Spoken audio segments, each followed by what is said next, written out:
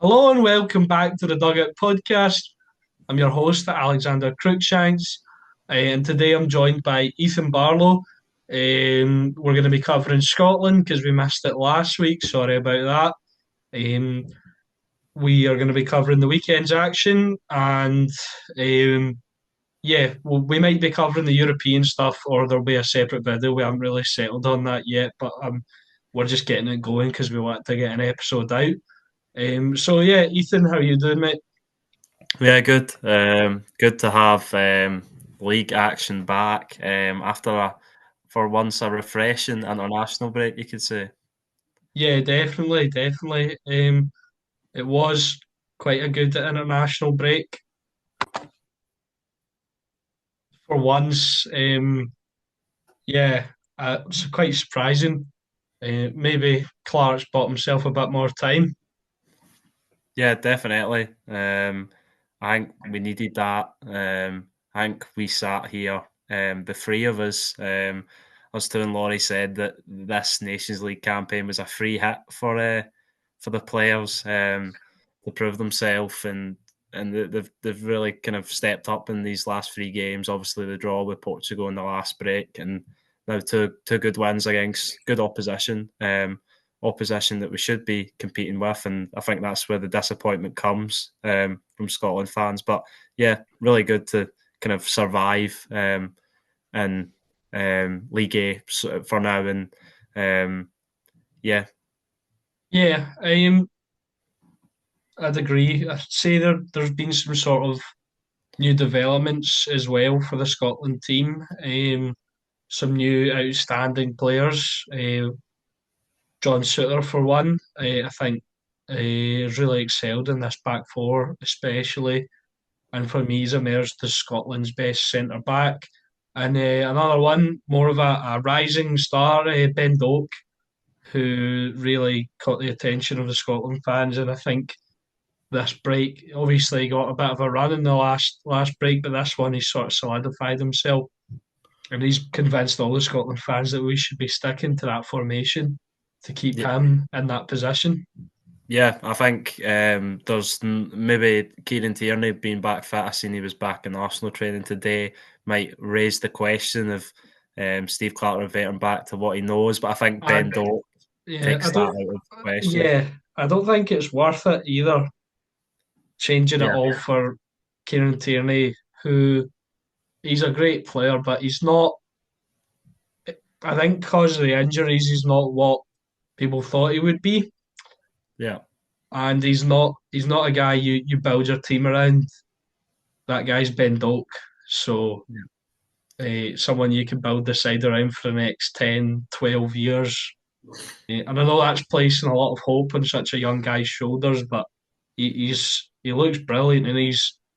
I can't remember the last time I've seen a guy in a Scotland jersey look like that magical with his feet, and it's just it's a great thing to see finally from a Scotland team. Yeah, he gets you off the edge of your seat, as they would say. I mean, against Josko Guardiola, who's one of the best fullbacks in the world. No Man City aren't doing great at the moment, but he's been one of the better players. But Ben Doak gave him a hard night the whole game. Went past them with ease, and he's had the beating of him. And yeah, I think we can do great things once if Ben Doak's turning in regular performances like that, and he was good in Poland as well. But yeah, hopefully a turning point for Scotland. First win in 9 matches, first competitive win since last September, and John McGinn's first goal in 12 against Cyprus, or not against Croatia, sorry. Um, but yeah, that's probably maybe the sign of why we're turning.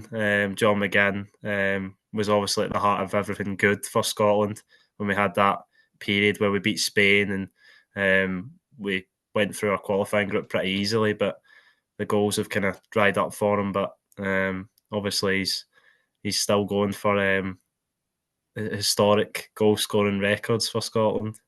Yeah, it is good to see John McGinn. back scoring again and playing with a bit sort of more freedom, I guess. Just looking at him, he just looked a bit lighter. I know maybe I'm making it up in my head, but some players just look like they're playing with a bit more freedom. And yeah, definitely, I think McGinn was looking good. Like I said, Suter was looking good. Robertson actually scored a goal. So yeah, it was just a good feeling, a good way to end the international break. Obviously, Greece will be a really tough match to avoid relegation. Although on our day, I'd probably back us, but it definitely will be because I think they beat England, didn't they, in the B Yeah, League? So it will be tough, but I'd back Scotland. yeah, I agree. I think if we play like we did in Poland, especially, I think we'll give ourselves a chance. I mean, at home to Croatia, I don't think we were great, especially against 10 men, but we got there in the end, and that was all that really mattered on the night. But I thought we were one of our better performances in a while in Warsaw, and we got the deserved result. But yeah, things to look forward to for Scotland now. I know the pots didn't work out the best for the World Cup qualifying, but at least we have confidence going into that campaign that we can qualify for our first World Cup in 30 years or whatever it is. And Steve Clark has the chance, and this might be his falling point if he can't get us over the line. Yeah, I think it should be if he can't get us there. I I agree. think I think it should be time for a change, and that's nothing on Steve Clark. It's just sometimes things get stale in football, so and you need a wee bit of a refreshment. So yeah, but yeah, I'd say all positive coming out the international break for a change. And yeah, on to the league action. Do you want to start off with Dundee and Hibs? Hibs took the lead in the game. A nice bit of play on the left hand side, the cutback, and the finish from I'm forgetting. Uh, It was Nicky Carden. Nicky Cadden, yeah, and it was a nice finish, and you thought, oh, you know, could they be onto something as they do every week? Hibs it again. Obita gets sent off with I thought was a pretty straightforward red card from him, right into the ankle, studs up, and yeah, just Hibs all over at the moment, isn't it? And I don't know how David Gray still has his job.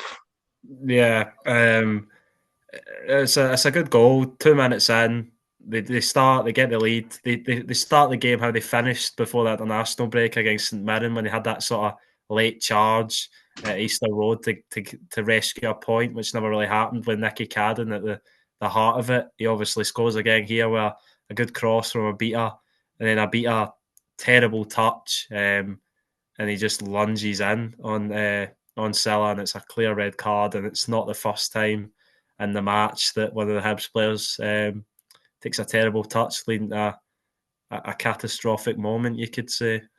Yeah,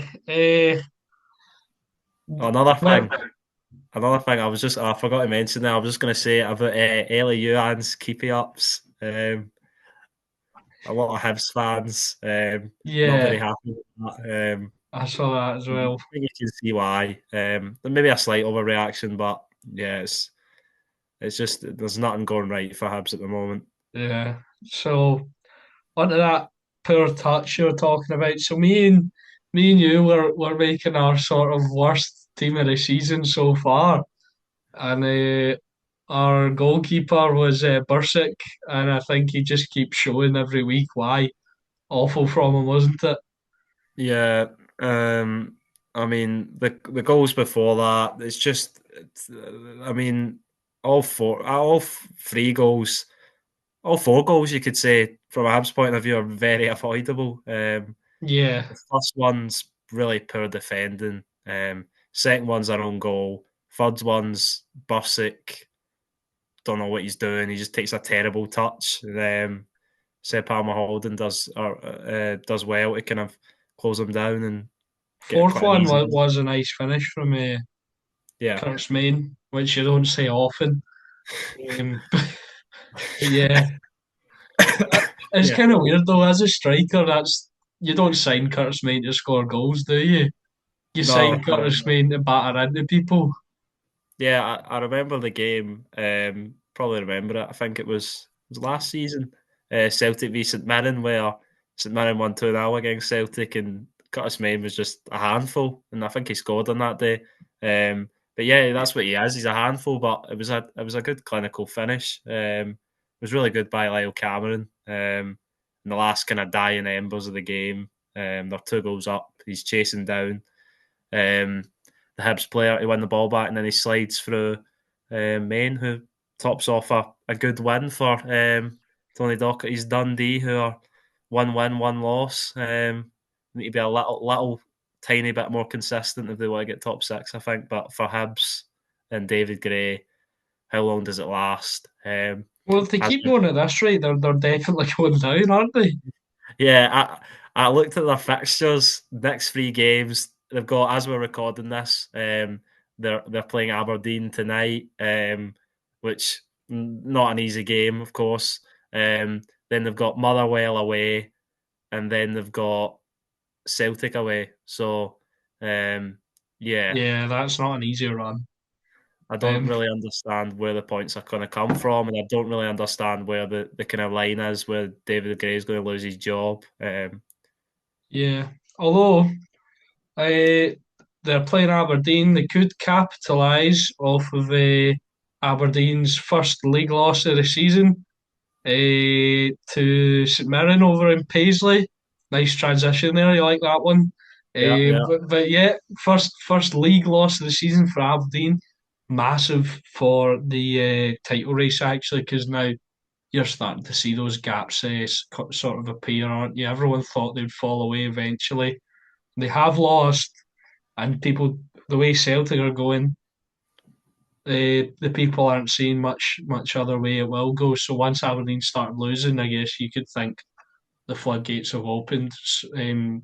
Hopefully not for the sake of the competitiveness of the league, but that's the only way I can see it going. So yeah, a 2-1 loss to St Mirren. Some talking points in this one. I think I just want to bring this up off the bat.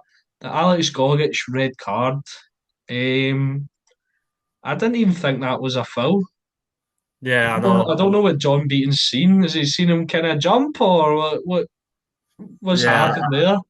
I don't know. I don't know what John Beaton's seen, but I'm glad they got to the right conclusion in the end. But yeah, that was a very strange one. But Yeah, they got it in the end, and they don't always get it in the end. So at least that's something. yeah. But At least they didn't totally mess it up. Good old yeah, Scottish football.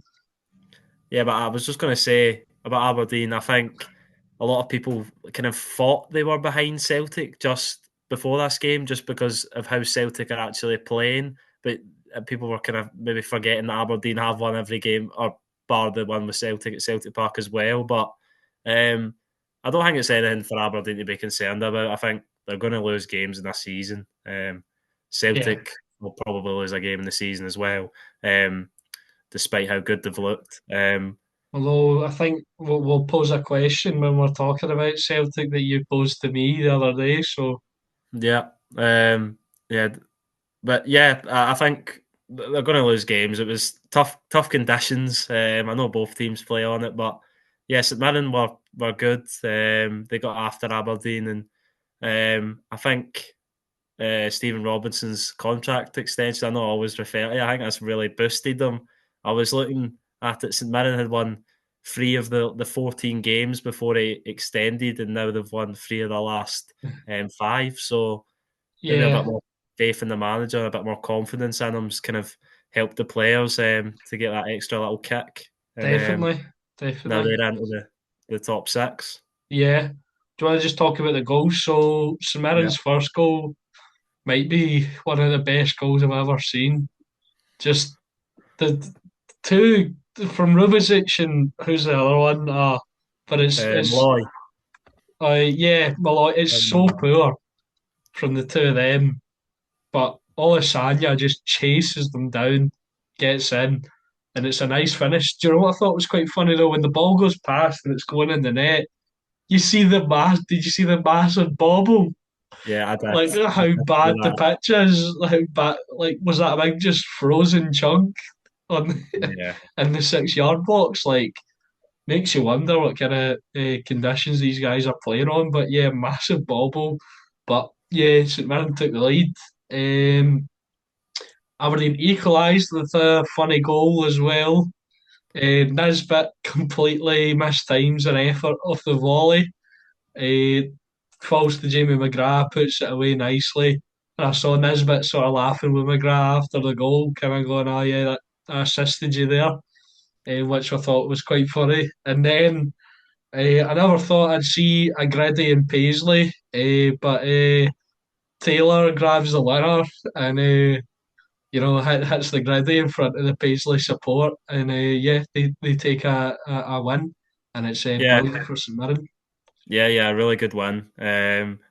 As you were saying there about the Griddy, I think Richard Taylor, he gets, well, it's his first goal of the season. I think he had that one, if you remember, where it was awarded as an own goal off um, the Taylor that's at Hearts.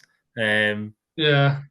but this is his first goal. But I think he's quite an aerial threat, and he should probably be doing probably Oh better. yeah, I'll take you back to I think it was against Dundee United where I heard on Sports Scene the guy going, "You're bloody 6'2", you need to be getting over it" or something like that. Yeah, Um, I you mean, need, Mark O'Hara put some good balls into the box, and I think it's definitely a threat that St Mirren should be utilising more often, or maybe Richard Taylor should be doing a bit better. But he does brilliantly to get up, and yeah, a really good way to see that one off. But yeah, good goal by Olasanya as well. Good, typical of his kind of play, getting in behind the striker, in behind the defenders. Sorry. Um, and he goes on to 5 league goals of the season, joining the 9 others that are at the top of the Scottish Premiership scoring chart. Um, yeah, and yeah, Jamie McGrath, yeah, I got a decent finish from him. Not so much from Kevin Nisbet. Um, yeah, no celebration from him, obviously, against his old club, but they were looking for the winner anyway, but it never came. But I'm sure they'll bounce back tonight. If they don't, that's when you alarm major, or you yeah. ring major alarm bells if they're not beating Hibs, because Hibs are terrible. Clearly the worst team in the league. Yeah, Habs are funny. Like I forgot to bring this up, but it's like you see moments like the end against St Mirren and the start against Dundee, but they always collapse in other moments, and it's either it's extremes, it's of either end. They're never just fine, are they? They're no, either not really at good all. in moments or they're really really terrible. It's Yeah, quite strange, but anyway,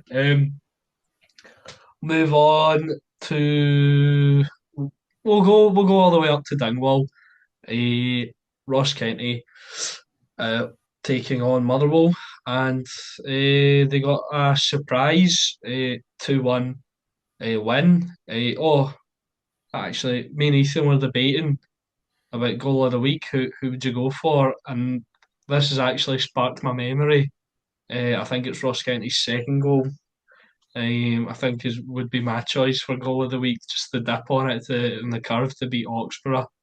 That would be my choice for goal of the week. Oh, who scored it again? I'm having a nightmare tonight. I can never remember who. It was Joshua Nisbet, I think you're talking about.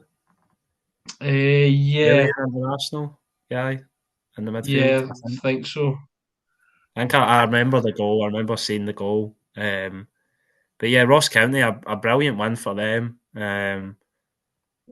Kind of Yeah, it wouldn't was expected neighbour. them to beat Motherwell, because Motherwell have been good, but Ross County, yeah, a really good win. Kind of got those 2 goals just after half time. Um, Roden Hale got his first goal in 6. He's 8 for the season. kind of the goals dried up for him. I think the last one was his penalty against Celtic, so tells you how long ago he did score. But yeah, good goal by Nisbet, as you said. And Yeah, then just too late for Motherwell. Lennon Miller. It's a good free kick from him to set up Zach Robinson to pull a goal back, but too little, too late. yeah, it was a really nice cross actually, straight on the head of Robinson. But yeah, like you said, too little, too late.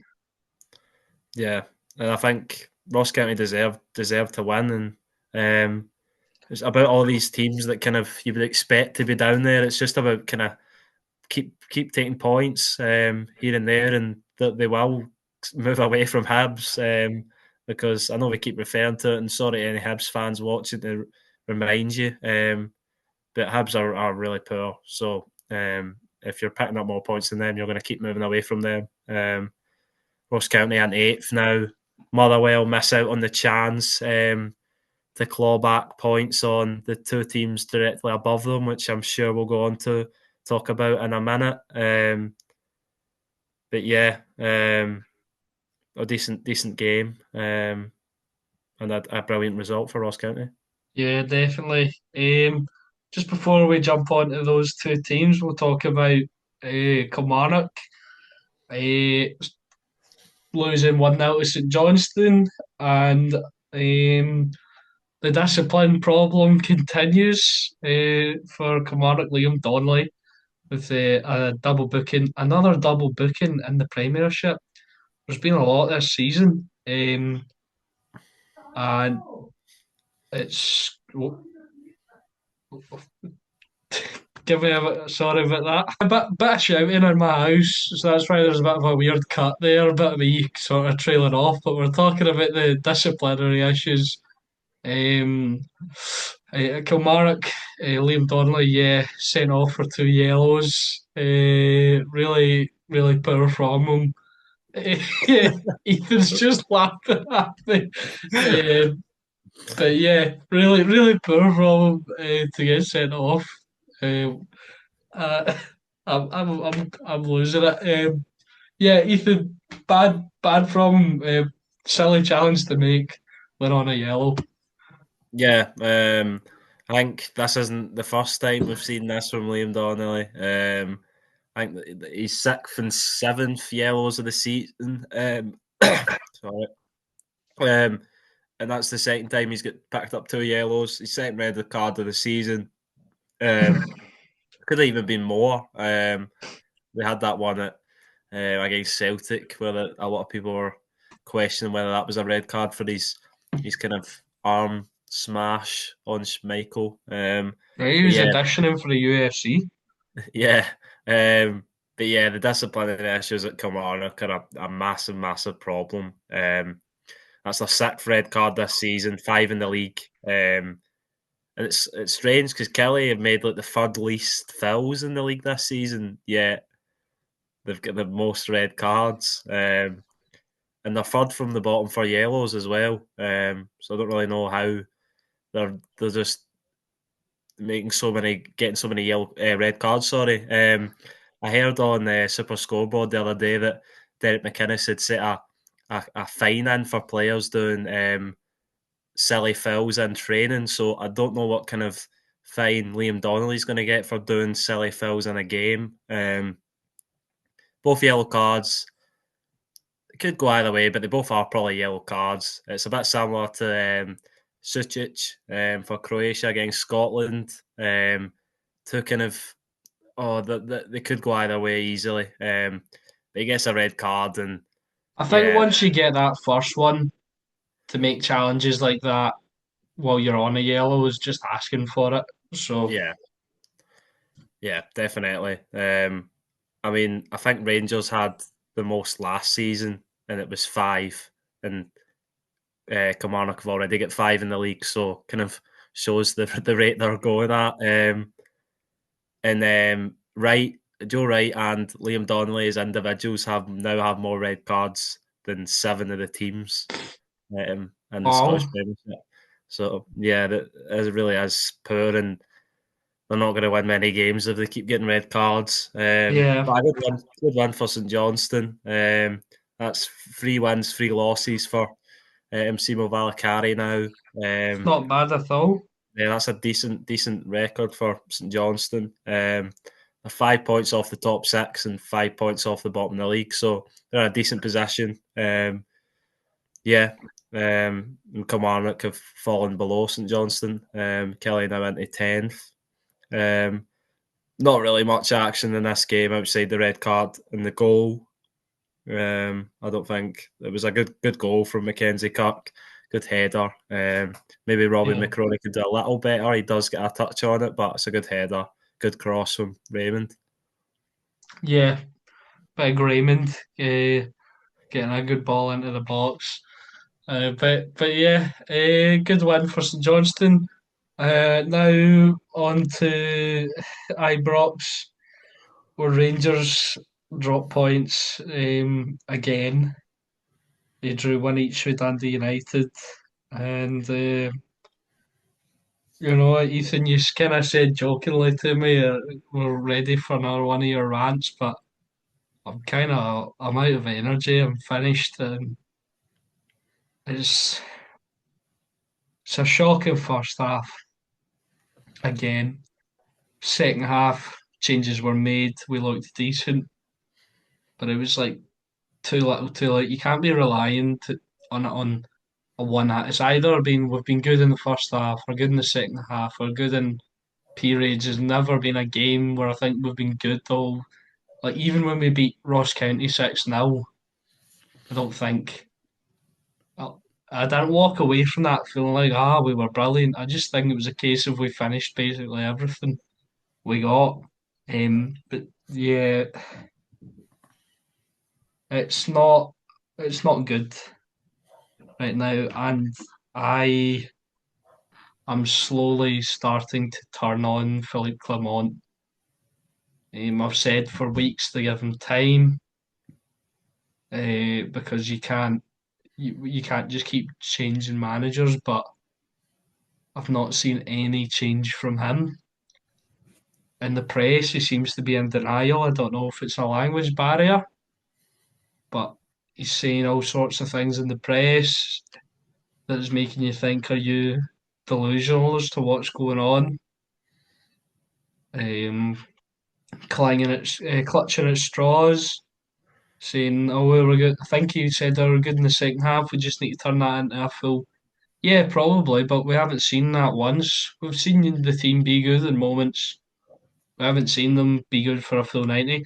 And to put icing on the cake, two of the standouts coming off the bench aren't even available on Thursday for the European game, Hadji and Danilo. So it's not looking good at Rangers. And yeah, league's over for Rangers, and the most they can look at is the cups. But if they keep playing the way they're playing, I can't see them getting through Celtic or even Aberdeen. Yeah, I think it's been just a story this season. This game, it doesn't even get surprising really at this point with Rangers dropping points. As you said, the first half just not good enough from Rangers. Second half was a good performance, but it should be like that the whole game. And yeah, the changes make a difference, as you said. Hadji and Danilo, they look sharp, and obviously the goal comes from Danilo's the 1-2 with Czerny, who maybe has been the one shining light, or one of Yeah, the shining lights for Rangers this season. Um, but yeah, Dundee United were pretty good. Defended really well. Jack Walton, is it? I think yeah, it's Jack. Jack Walton. Yeah, he He had a was great he was game on brilliant. goals. And yeah, he was probably man of the match. But a good goal as well from Dundee United. Good pick out by Vico Savelos, I think it is. Yeah. I mean, Sam Dalby had the the the, the, the freedom in the penalty area. Sorry, I nearly swore there. Um, But what yeah, was I gonna yeah, say? he did. He did. He had the Yeah, freedom of the penalty area, and I think it's Jeffy's sort of defending crosses has been exposed again. You could make an argument that that wasn't his man because Suter looked like he moved on one and wasn't marking anyone. Robin Proper went on to Suter's man, and then Dolby just kind of ghosted into that area. But still, though, Jeffy should be trying to get onto him there. But yeah, poor defending from him at the back post again. I Yeah, really like Jeffy. I think he's a great player. Still only 20. Um, so a lot of talent there. He's great going forward. Really, really good. Um, and he's one-on-one defending is improving, on the ground defending. He's decent in the air as well, like balls coming over the top and him getting to it. But his defending crosses is absolutely woeful. yeah. We've seen it against we've seen it at Hampden against Motherwell in the semi-final, where Andy Halliday just ghosted in the middle of the box and finished. Yeah, but I think he is a more a modern day fullback. You can say he's very good on the offensive end, but his kind of natural defensive awareness maybe isn't the best. But um, Rangers shouldn't be looking really, certainly at league level, for players that are great defenders. It's more going forward, as we know, the likes of James Tavernier and others. But yeah, a really kind of just poor from Rangers again. But great point for Dundee United to kind of stay in that race with Motherwell. Motherwell probably would have went into the day expecting to leapfrog both Dundee United and Rangers, but it didn't work out for Motherwell, and Dundee United stay in a good position. And Jim Goodwin's done a great job as a How, newly promoted team. how the Motherwell leapfrog Rangers? Could they not have? Don't No. think so. What's the points difference? Let me check. I wasn't 100% sure on that. It's I just four, had I'm that. sure. All right, yeah, probably is. Let me check. Yeah, you're right, four. So yeah, they couldn't have leapfrogged Rangers. They could have put pressure on Rangers, leapfrogged Dundee United, but they missed the chance. But yeah, I don't know how long does Clement get. I think going into Thursday, I don't think we'll learn anything on Thursday. If Rangers win or lose, I think he'll obviously start. I think he'll still be in the dugout. But I don't know what it's going to take for him to be axed, or if he can turn this around for Rangers. But it looks like he's starting to run out of ideas. As you said in the press, he sounds a bit kind of his own delusion, that he is going to turn this around and he is seeing progress. But I don't think anyone else can see any progress in Rangers play. And yeah, it's concerning. Yeah, Um, I a think bit of news as well. We'll just chuck in. Rangers got a new CEO, Patrick Stewart. Has spent time at Man United, so I'm not going to be totally. I'm not going to be like lying here and say I know all about that side of it. But it's an appointment.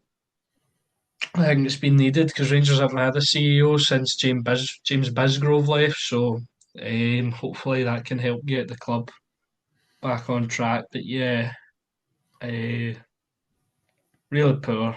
Um, but yeah, it's just something sort of we've come to expect at this point.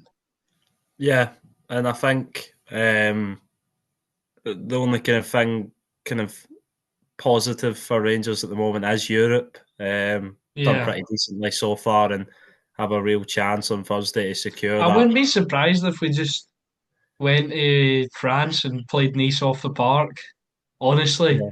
and then lost on the weekend to whoever it is we're playing next. Um, who is it? Tottenham at home, or Dawson Johnson away in the league. Yeah, so we will probably beat Nice and then lose or draw against St Johnstone, and Yeah. it's just silly. It's the way it goes, and aye, yeah. No, So sorry, I was just going to say, do you think it's anything to do with the pressure on the players? I don't know. I don't know because I don't feel like they should be playing with pressure. Yeah, I think I look at them. A lot of them are subpar. Eh, I think a lot of them are just not good enough. Because I yeah, was thinking the other day about when Steven Gerrard was at Rangers, and you'd want that was sort of at the start of but even then we were actually competing with Celtic, even though in all those times we only won the league once in his third year. We were competing with Celtic. It wasn't like disastrous. We did fall away during the COVID season, and then the league got ended. But most of the time we were competing. We were competing in cup finals. It was always very close.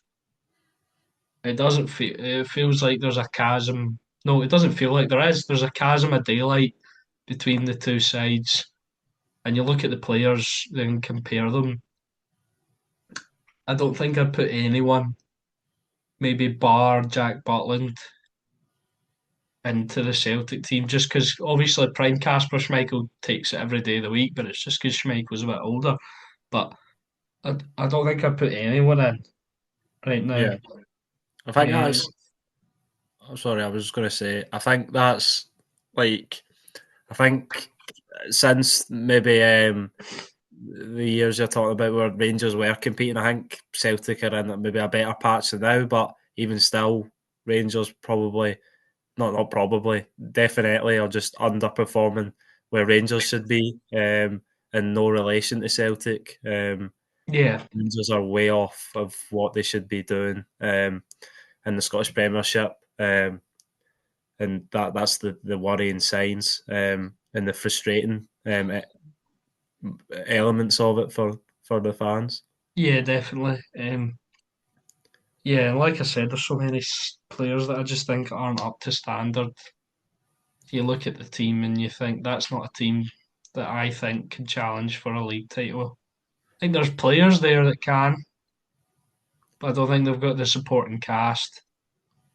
And unfortunately, that's where we are right now. So, um, the only sort of positive you could sort of look for going into the January window before you can bring in players is if they win the cup um, in December. But I don't see them doing that either. I think Celtic walk all over them, unfortunately. If, but yeah, we'll move on from my doom and gloom. We've kind of covered the sort of Nice game already. Well, Rangers travel to Nice, 7 points they've got so far. If they win, they're basically guaranteed progression. Rangers haven't been playing very well.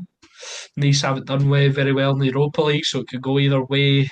Um, but I don't really want to talk about Rangers that much anymore.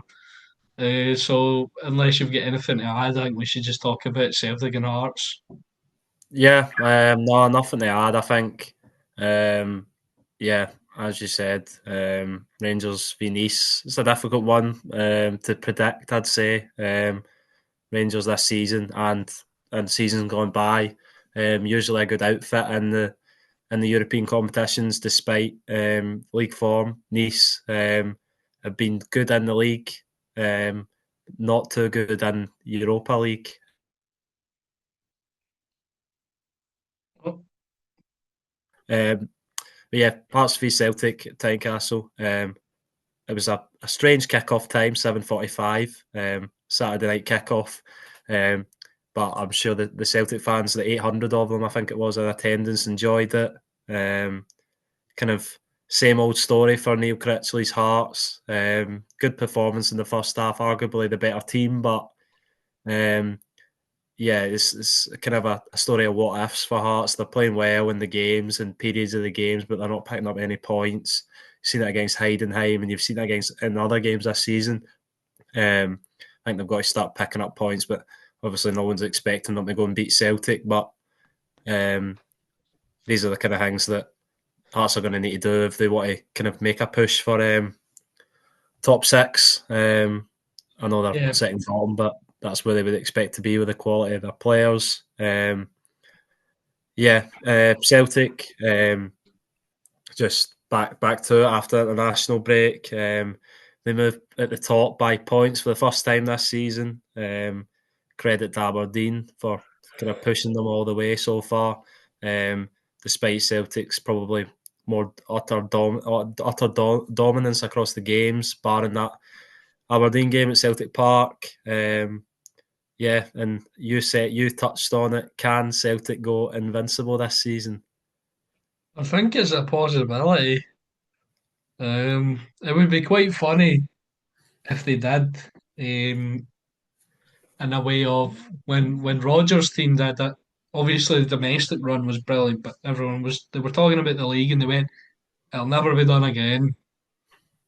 And then Rangers did it in about 5 years, and then everyone was like, "Oh, they've done it now." But then what if Celtic go and do it again under Rodgers again? It would be something else. Um, I think they could, and Yeah. it's a good team, but I wouldn't necessarily say it's because of the strength of the team. I'd say it's a combination of the team's good, but also the strength of the opposition is, I think it's the poorest it's been in a few years, definitely. Their main usual challengers, Rangers, are, like I said, chasm of daylight. Aberdeen are good. We've seen the cracks start to show, and we've also seen Celtic sort of put them in their place at Hampden. So yeah, I think it's a real possibility. They've got good depth. They're sort of shown at the fullback, well, mainly left back position, but they've got good depth there. What's the Bailly situation, by the way? Are Barca going to bring him back, or I don't know. I think it was just murmurs. I didn't really understand the whole process of it. It's to do with Alejandro Balde contract running out. He's right? Barca's starting left back, but yeah, I don't understand how that would mean that Baye would need to come back in January. Because I'm presuming Baldy's contract will run until the end of the season, like almost all of the contracts do. Um, Yeah, so I don't really know what's going on there, but. Anyway, Greg Taylor's kind of picked up that starting role again after coming back from his injury. yeah. I think a lot of people still want to see Baye get more minutes, but I think across the field, there's a lot of kind of Celtic fans want to see other players getting minutes. Liam Scales kind of pushed out unfairly, you Uh, could say. yeah, well, Um, I think that also adds and speaks to the strength and depth. Um, even the right, I know people will say, but even the right back position, Anthony Ralston's fine. yeah, He's a fine SPFL level right back, and if Celtic have to play with him for a few games, I'm sure they won't suffer too greatly. Strength of the centre backs, Carter Vickers, Trusty, Scales. Low Scales didn't have a great international break. yeah. Getting sent off against England, and yeah, not great from him. And then his team went on to lose 5-0. But they've got a good goalkeeper, Schmeichel. I've not seen Sinisalo. Has Sinisalo played? No, no, not competitively. No, I think it's a strange one because you thought you'd maybe see him embedded in a little bit, considering Schmeichel's on a one year deal. He has got that option of an extension, which imagine how he's played this season. He does look like he's still got another year in him at least, and you'd Yeah, imagine Celtic will cash in on that. yeah. And the midfield, I think, is really strong. Striking areas are strong, and the wings are really strong as well. I'd say the two best wingers in the league right now.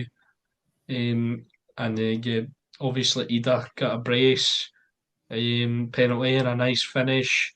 Nicholas Kuhn's goal was spectacular. Actually, it was nice play as well. I thought he takes it up and he gives it to Maeda, and Maeda sort of waits for the defender to come across to try and close him out, and he just kind of sort of I don't he delays it. He like slows himself down so he can let the ball come to him, and he won't take a touch forward. Gives it back to Kuhn in the space, and he just rifles it into that top corner. Craig Gordon, no chance. But yeah, they're a frightening side with a lot of depth. yeah, don't get me wrong about I was saying the opposition. Oh crap! I've just knocked my phone off the desk. But yeah, don't get me wrong. I'm saying the opposition is poor, but this side is also really, really good. So that I think a combination of that could see them go invincible. And after maybe a bit of a nervy first half, they sort of showed what they could do in the second, and yeah, they go clear at the top. And if you're a Celtic, I actually heard the Celtic fans singing "Champions" again. Uh, and that really speaks to the confidence of them right now. And yeah, and although the players won't, Rodgers won't want the players getting into that mindset, but I'm sure they are confident that they can do it because they are so far ahead, and there isn't any real clear challengers. Sorry, Aberdeen fans. Yeah, I feel like it's this maybe disrespectful to Aberdeen, but for how Yeah, Celtic are playing, everyone's thinking it though. Like yeah, no, you're you, right. you can't look at it in isolation and go, "Oh, it's not like other leagues where a team can pop up like Leverkusen did." And I don't think it's like that because the resources are so vastly different. Obviously, Bayern probably have the biggest budget in the Bundesliga, but I feel like it's different. These clubs can actually sign players for decent, like above 10 million, like Leverkusen and other sides, and it's not like that. It's always going to be Celtic or Rangers, and right now it's Celtic, and they look like they're going to pull away. And yeah, you can say it might be disrespectful to Aberdeen, but everyone's thinking it. Yeah, I bet even the Aberdeen fans are thinking it. But Yeah, they're still there or thereabouts, but I don't see them really challenging. no, I agree. I think Celtic, if you round up their goals conceded per game and goals scored per game, I think it averages at like 3-0 a game. So it kind of shows the kind of how easy it's been really this season. I think Invincible is so difficult. I think maybe we forget because Celtic and Rangers both done it in such a short period, but it just takes like one off day and a team can catch you out. But Celtic don't show any signs of showing up or slowing down even. Um, Yeah, and yeah, I think even we didn't mention Kyogo got his 80th goal for Celtic in 150 appearances. It was a pretty decent strike rate for him. 12 of them have came against Hearts, which quite surprising. It's quite a lot of goals. And yeah, he also joins his two Celtic teammates, McGregor and Kuhn, at the top of the Scottish Premiership scoring charts as part of the 10. yeah. I'm not mentioned it, but it is quite strange. Um, and Do you want yeah, to, do you want to just name the 10? We'll name it. Um, yeah, I'll pull it up. okay. Give me a second here. Goodness gracious. Come on. Right, player stats. So, Cal McGregor, Kyogo, Nicholas Kuhn, Papa Gay, who got it in like September or October or something before he got injured. So he might Wait be for him to come back. he might have been pulling away. Um, yeah. Then Olasanya, Vassar Cherny, Kimpioka, Ronan Hale, Sam Dolby, and Nicky Clark. Yeah, And then there's one, two, three, six players on four. Johnston, Dessers, Kennedy, Adamida, Simon Murray, and Luke McCowan. So it's pretty tight at the yeah, top of the goal scoring charts this season. Um, which you could say is exciting, but you could also say it's quite poor.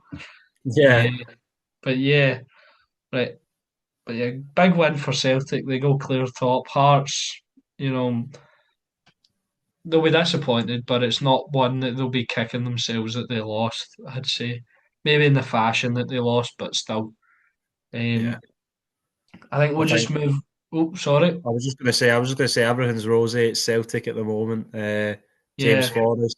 signed his new deal until 2026.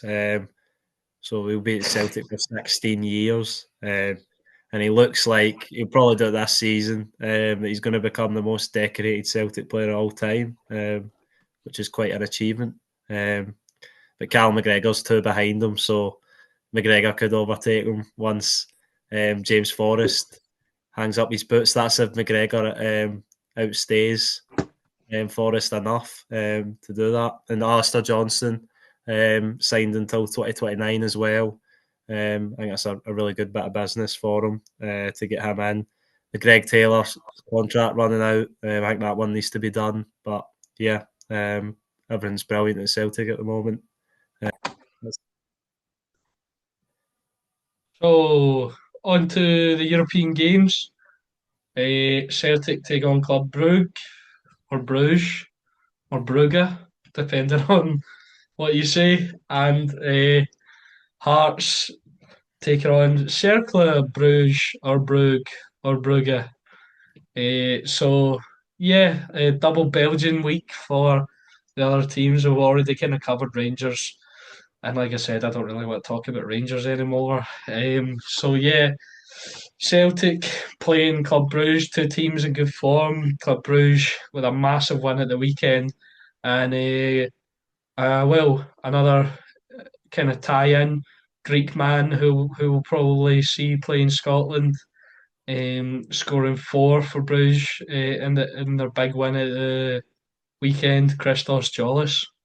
Yeah, I think he's probably one of their danger men. Obviously, if anyone knows Jolis, he went to Norwich when they were in the Premier League from Pyok, I think it was, wasn't it? Yeah, And he never really worked out for him, but he's kind of bounced about, came to Bruges, and I remember he scored that cracker and off the post on the opening day in the Champions League.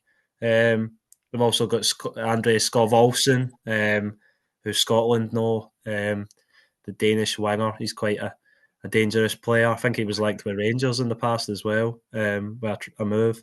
But yeah, I think they're probably the two danger men for them.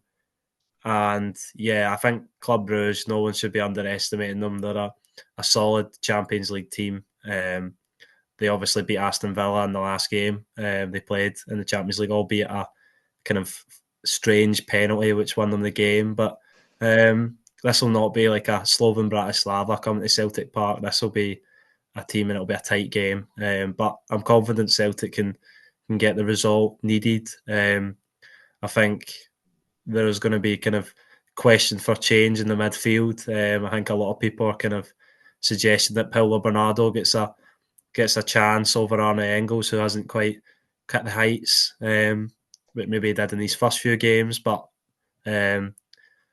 he'll be wanting to play against his old club. Obviously, he was at Club Bruges under Philippe Clement before he went to Augsburg. yeah. I think it's will be a tough one. Bruges, like you said, not to be underestimated. But it's one of these games where you think one of the ones where you looked at when they were drawn that Celtic could probably get something from, and it's a massive opportunity to progress. Right, on to the other Bruges, Cercle Bruges hosting Hearts. Obviously, we've already seen Cercle Bruges in action against Scottish opposition, which I think bodes well for Hearts because I don't think they were that much better than Kilmarnock and Cercle Bruges down in the relegation playoff positions in the Belgian league. So a massive opportunity, and I think if Hearts win on Thursday, they are guaranteed progression to the next round, aren't they? In I the think, Conference yeah, I League. think they just. I might be wrong, but I think they just need a single point. But a win would obviously secure it. But I think by the computer generated outcomes, I think a point would do. But yeah, they'll want to do it now rather than later. And it'll not be an easy game, but it'll be a game that they can go there with confidence and maybe sneak a result. I think the danger man is known, Kevin Denke, the striker who has just signed for Cincinnati in the MLS, but I don't believe he goes there until the end of January. Some strange MLS signing policy rules. Um, but yeah, I think they can definitely go there with confidence and get a massive result, which would propel them into a historic position in European on a European front. Yeah, we wish all Scottish teams luck, obviously, as we do every time they play. It's nice to see a bit of representation in Europe and going, here, wait a minute, we're not all terrible. So, Yeah, yeah, all um, three. Sorry, I was going to say all three teams can get through this week or yeah, at least into the playoffs. yeah, Um, well, Rangers quick have prediction. sort of become a staple of the Europa League.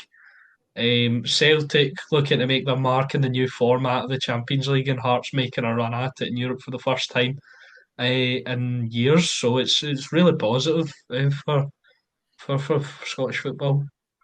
I was going to say, as I said there, quick predictions for the All right, games. yeah, quick predictions, right? So Celtic versus Club Brugge, I'm going to go 2-0 to Celtic, and Nicholas Kuhn double. I think he's going to continue his form and propel them to the victory. Decent. I would take that. I'm going to go with. I'm going to go with what am I going to go with? I'm going to go with a 1-0. A kind of tense 1-0 Celtic. Okay. Nice Rangers. I'm going to go one each.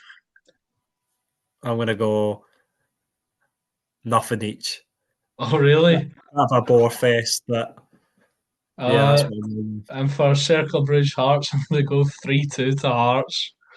I'm going to go with 2-1 Hearts. Okay. Shankland to get at least his second goal of the season. Finally for him. Big chance for him at the weekend as well. Yeah. Uh, you can see he's not the same. But anyway, that's that for us on the dugout. Thank you to everyone for listening and watching this week. Go check out the Twitter at the Dugout 2024. Goodbye.